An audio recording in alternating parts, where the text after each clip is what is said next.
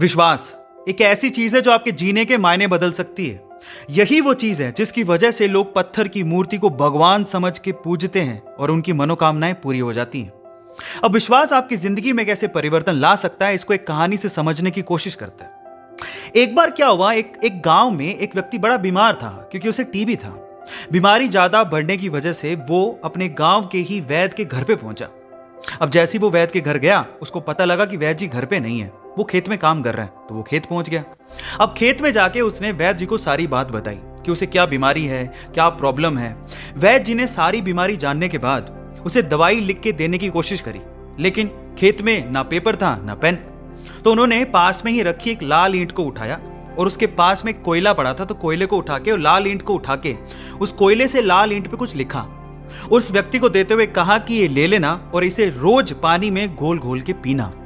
अब प्रॉब्लम यह थी कि वो व्यक्ति अनपढ़ था, वो वैद्य जी की बात को ठीक से समझ नहीं पाया, लेकिन वो उस ईंट को लेके घर चला गया और 3 महीने बाद वापस लौट के वैद्य जी के पास आया और कहता है कि वैद्य जी, आपके द्वारा दी गई दवाई से मैं आधा तो ठीक हो चुका हूं। अगर आप मुझे वो दवाई दोबारा दे दें तो शायद मैं पूरा ठीक हो जाऊं। तो वैद्य जी ने कहा, मैंने तुम्हें दिया तो था। तो व्यक्ति क्या कहता है, ध्यान से सुनिएगा।